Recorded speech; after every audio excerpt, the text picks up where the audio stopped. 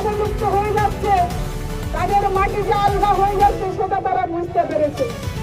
ওনাদের গোয়াল ঘরে ঘরে যত ঘর আছে, আমার সৈনিক বৃন্দ, কর্মী বৃন্দ, আমি গতশিরে শতকোটি আমি প্রণাম জানাই।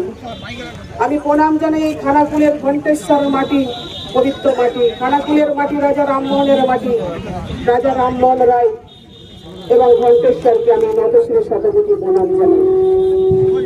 আপনারা জানেন যেভাবে খানাকুলের বিজেপির বিধায়ক, শুধু খানাকুলের বিজেপি বিধায়ক নন, আরামবাগের বিজেপির বিধায়করা যে যেখানে ঘরে বসে আছেন তারা নিখোঁজ ছিলেন, এখন হঠাৎ করে শীত ঘুম থেকে উঠে আনাচে কানাচে লাফালাফি দাপাদাপি করা শুরু করেছে।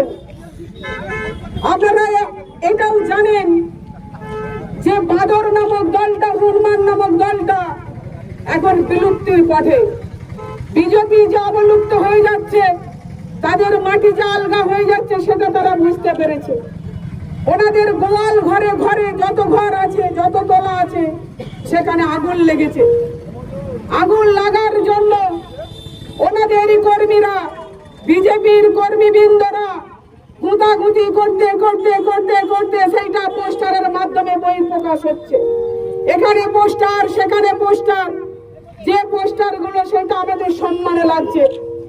যারা আজকে বলে বাংলায় কোনো গণতন্ত্র নেই, বাংলার নারীরা আজকে অসহায়, তাদেরকে বলবো বন্ধু, আপনি আপনার আগে পোস্টারটা মিথ্যা বলুন, মিথ্যা প্রমাণ করুন, তারপরে সামনে এসে দাঁড়ান।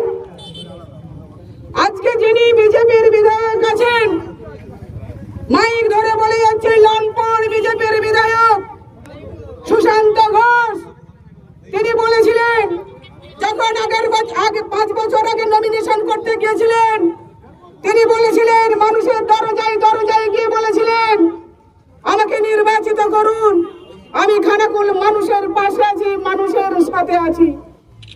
আজকে তাকে বলতে হচ্ছে, তৃণমূলকে ভয় পেতে হচ্ছে। তিনি বলছেন যেখানে আমরা তৃণমূল কংগ্রেসের কর্মী বৃন্দকে দেখতে পাবো, ল্যাম্প পোস্টে বেঁধে বেঁধে চামড়া তুলবো, মেরে ফেলবো। কিছুদিন আগে দেখবেন ওনাদের বিজেপির সাংসদ, বড় সাংসদ বলেছেন আমার থেকে বড় গুন্ডা, আমার থেকে বড় মস্তান আর কেউ নেই। এখানে বিজেপির বিধায়ক বলছেন আমার থেকে বড় গুন্ডা, আমার থেকে লম্পট গিরিতে কেউ পারবে না। তার প্রমাণ ওই প্রেস, তার পোস্টার। আর একজন বিধায়ক দেখুন, তেলের দাম বড্ড বৃদ্ধি পেয়েছে, দুদিন ছাড়া একটা একটা করে রঙিন গাড়ি পাল্টাচ্ছে। তেল তো লাগবে বন্ধু, তাই সমঝোতা করে মন্দিরকে ভেঙে পেট্রোল পাম্প।